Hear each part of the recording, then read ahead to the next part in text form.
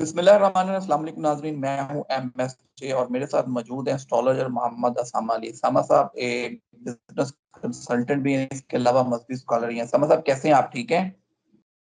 जी मैं खैरियत से हूँ, आप सुनाएं क्या हाल है आपके? जी अल्लाह का बड़ा करम, बड़ा आसान। आप पिछले काफी दिनों से लोगों को गाइड भी कर रहे हैं, बता भी रहे हैं कि दुनिया का वक्त खत्म होने जा रहा है। आज बात उसी से शुरू करूंगा कि इसराइल ने 3 गायों की जो कहानी है वो फिर शुरू हो गई है। बहुत से यूट्यूबर वीडियोस बना रहे हैं, अखबारात में लिखा जा रहा है, सोशल मीडिया पे। क्या कहानी है? वाकई दुनिया की कहानी खत्म हो चुकी है? बिस्मिल्लाहिर्रहमानिर्रहीम, अल्लाहुम्मा सल्ली अला मोहम्मद व अला आले मोहम्मद। देखिए, सबसे ज्यादा जो कोर नॉलेज है ना वो जीविश के पास ज्यादा महफूज है, क्योंकि ये पहले थे। इन्होंने पूरी दुनिया के ईसाइयों का पहले भट्टा बिठाया, उनके अंदर एक कन्वर्टेड सेंट पॉल कन्वर्ट किया, अपना ही असैसिन जो था, उसी के जरिए फिर उसने जैसे कहते हैं क्रिश्चियनिटी को बदला। फिर इसी तरीके से इस्लाम के अंदर भी जो रिवायात घड़ी गई और जो भी इतना खून रेजी हुई, मतलब एक बात आज दिमागों ने कभी नहीं सोची होगी आपके, ये हम सब ने, कि कुछ लोग ऐसे थे तारीख में जो इस्लाम लाने से पहले भी मुसलमानों से ही बरसले पैकार रहे, लड़ते रहे, और इस्लाम लाया उसके बाद भी मुसलमानों से लड़ते रहे। उनकी कोई लड़ाई में उनका जैसे कहना हदफ में कोई फर्क नहीं पड़ा। तो यहां से कहानी शुरू होती है। जिस दिमाग को ये बात समझ आएगी वही हिदायत को पा जाएगा, वही हकीकत को पा जाएगा। तो बेसिकली ऐसा ही क्रिश्चियंस के साथ हुआ। आज इनको नहीं पता कि ये जो सेंट पॉल का दीन उठाए फिरते हैं, ये सेंट पॉल वाला जो रिलीजियन फॉलो कर रहे हैं वो जीविश ही कन्वर्टेड था। वो पहले इनको जाके मारता है, असैसिनेट करता है। जब देखता है कितने को मारोगे, फिर वो कहता है मैं एक ख्वाब में सोया था, मतलब सोया था, ख्वाब आया, जीसस आए ख्वाब में, और उन्होंने शराब भी हलाल कर दी, ये भी हलाल कर, वो फिर इनका जो है ना, और मैं जी उन्हीं का मानने वाला बन गया हूँ, वो इन्हीं के अंदर मिक्स हो गया। उसने कहा कितने मारोगे, यूं मारो इनको। आज अब आप देख ले कि आपका वजू और जीविश एवोल्यूशन जाके भी नाजरीन कंपेयर कर लें।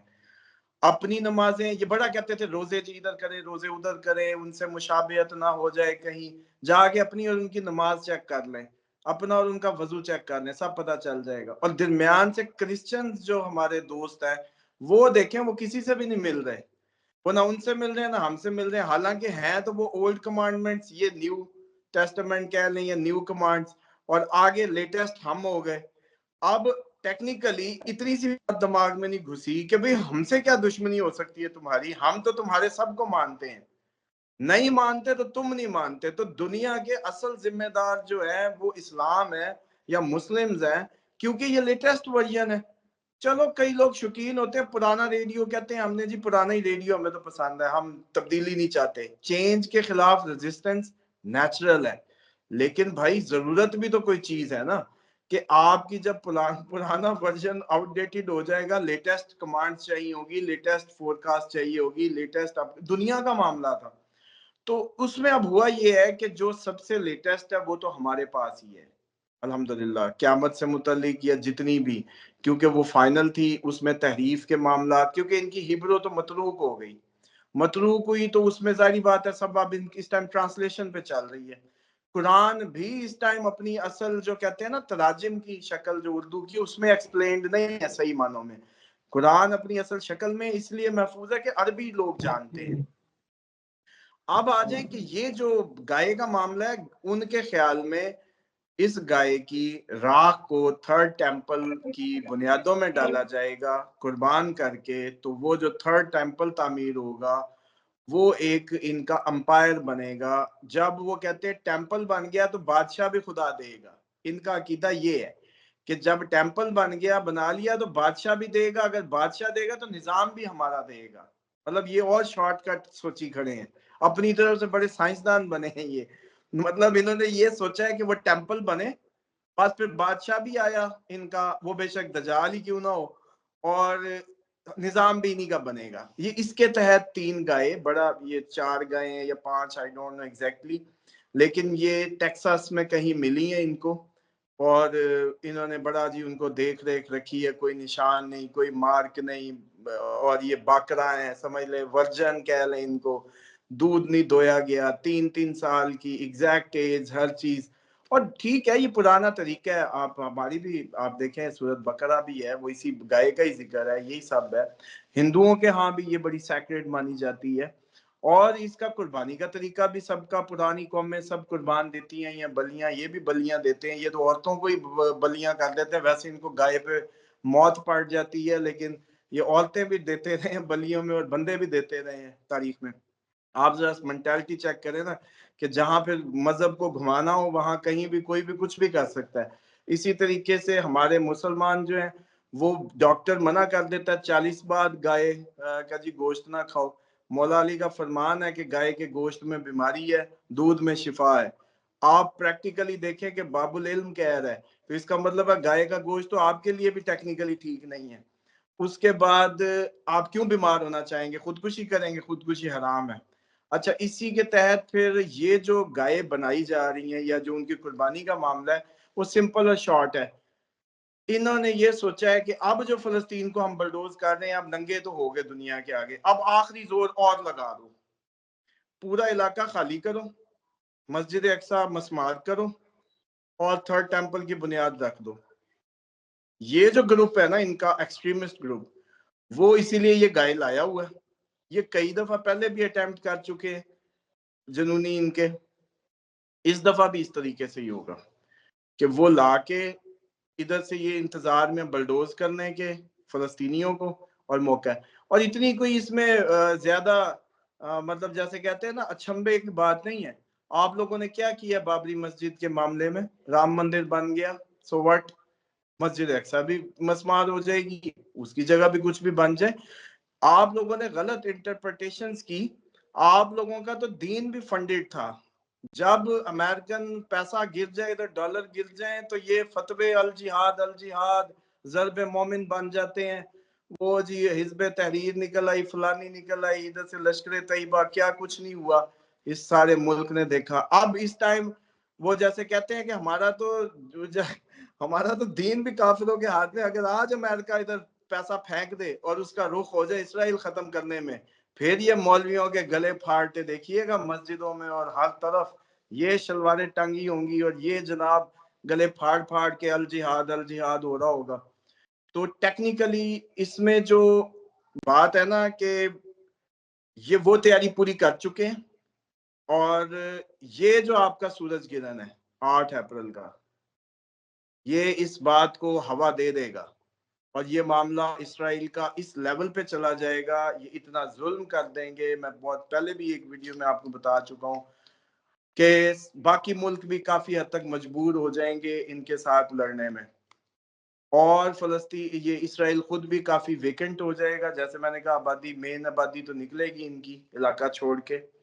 اور پھر یہ جنگ اتنی طویل اور اتنی ڈینس ہو جائے گی کہ اس کے بعد عرب کا خون بہنے والی مجھے لگتا ہے روایات کہیں سچی نہ ہو جائیں کہ 100 میں سے ایک رہ جائے گا، تو وہ ٹائم نہ بن جائے.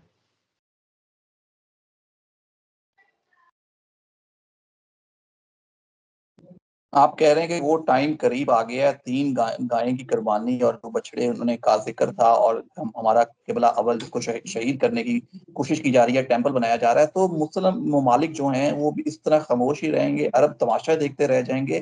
کوئی اہمیت نہیں ہے؟ مسلمان اتنے ممالک ہیں 52 سے زیادہ، ایک ملک ان سے قابو نہیں آ رہا. دیکھیں مسلمان اگر ایگزسٹ کرتے نا تو یہ فلسطین تو اب ہونا ہی نہیں تھا، اس طرح کا میٹر ہی نہیں ہونا تھا. اسرائیل کا کیا کام تھا ادھر اگر مسلمان ایگزسٹ کرتے؟ پہلی. دوسری یہ تھی کہ اگر مسلمان واقعی دنیا میں ایگزسٹ کرتے اور جب ان پہ کس چیز کی کمی تھی؟ سعودیہ مسلمان نہیں ہے، پیسے میں اس کو کوئی کمی ہے، مال کی کوئی کمی ہے، اللہ کی عطا کی کمی ہے، پھر بغیرتی کے گھونٹ کیسے پیے ہوئے ہیں؟ تو بس مسئلہ یہ کہ ایگزسٹ نہیں کرتے. ایگزسٹ کرتے تو یہ سب نہیں ہونا تھا. ہاں لیکن یہ نہیں ہے کہ اب ہمیشہ نہیں کریں گے. آپ ہم میں سے ہی اب مسلمان ہوں گے لوگ، اب لوگ مسلمان ہوں گے کیونکہ کچھ تو آپشن ہی نہیں بچے گی دائرہ اسلام میں داخل ہوئے بغیر، کیونکہ سلامتی کا دین یہی ہے. تپتی دھوپ سر پہ چمکے گی تو خود ہی بھاگ کے اس چھاؤں میں آئیں گے. بڑے ہم پریکٹیکل ہونے والے ہیں، عنقریب مسلمان ہونے والے ہیں، بعمل مسلمان بن جائیں گے. لیکن جو آپ سننا چاہ رہے ہیں وہ 8 اپریل کے سورج گرہن کے بعد عرب ممالک چڑھ سکتے ہیں اسرائیل پہ، موسٹلی جو جیسے یمن ہو گیا، لبنان ہو گیا، ایران ابھی تک اس طریقے سے سیدھا نہیں ہوا، یہ کچھ ایسا پرووک کر دیں گے 8 اپریل کے بعد کہ چانسز ہیں کہ ان پہ سارے چڑھ دوڑیں۔ چلیں ہم اس پہ آپ سے پھر تفصیلی بات کریں گے، تھوڑی سی بات کر لیتے ہیں پاکستان کی سینیریو ہے، عدالتی کمیشن بنا ہے، ایک جیلانی صاحب ہیں، سابق چیف جسٹس صاحب کو لائے گئے ہیں، سربراہ بنایا گیا ہے، کیسے دیکھتے ہیں اس کو آگے پاکستان کی عدالتوں کا فیوچر اور مستقبل کو؟ یہ ایسے ہی ہوتا ہے کہ جیسے کسی کی وہ پھڈا نہ ہو رہا ہو نا تو شکل چڑھاتے ہوتے ہیں بچے، بچپن میں ایک ٹوٹکا ہوتا تھا کہ جب کسی کو زچ کرنا ہوتا تھا نا تو منہ چڑھاتے تھے، تو یہ حرکت بھی ویسی ہی ہے، اس سے زیادہ یہ منہ چڑھانے سے زیادہ کچھ نہیں ہے کہ حاضر سروس کی ریٹائر جج تحقیق کرے گا، کم آن this is my institution and I am running that or leading that institute، اور میں اس کی کمپلین اٹھا کے مجھے بینگ اے باس کوئی چل کے آتا ہے کہ میری ڈومین میں مسئلہ ہے، میرے جو سب آرڈینیٹس ہیں ان کو کام نہیں کرنے دیا جا رہا whatsoever the reason is، اور میں بینگ اے مینیجر یا being a head of department اٹھا کے وہ معاملہ دے دیتا ہوں ہمسائے کو کہ تو دیکھ اس کو، اور اس پرانے مطلب اس کو جس کی کوئی کیپیسٹی کوئی پاورز نہیں ہے، تو اس کا مطلب ہے کہ یہ صرف وقت کو دھکا لگانا اور لنگر آن ٹیکٹکس ہے، اس سے زیادہ ہاں کچھ نہیں۔ ہاں پرووک کرنے کی تو میں بتا رہا ہوں کہ یہ معاملہ پرووک ہوگا پاکستان کا اپریل میں، یہ ماہ مبارک کے صدقے بس انجوائے کر لیں جتنے کرنے ہیں۔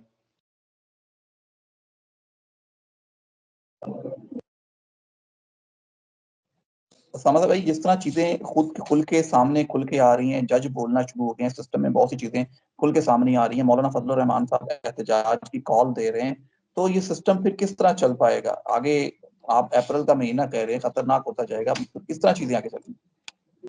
کوئی نہیں جاری جو نہیں، اپریل میں میں نے آپ کو بتایا تھا کہ میکسیمم جو غلط سے غلط ہو سکتا ہے یا آپ زندگی میں دیکھنا چاہتے ہیں وہ دیکھ لیں گے، اب تک کافی کچھ دیکھ چکے ہیں ویسے، لیکن اب مزید ابھی بھی آپ لوگوں کی معلومات کا ذخیرہ جو ہے خالی ہے، اپریل میں جو کچھ دیکھیں گے وہ بھی آپ کے لیے نیا ہی ہوگا دنیا میں، تو بس اس کو دیکھیں، ابھی اتنی جلدی آنکھیں بند نہ کریں، اتنی جلدی کچھ ٹھیک نہیں ہونا۔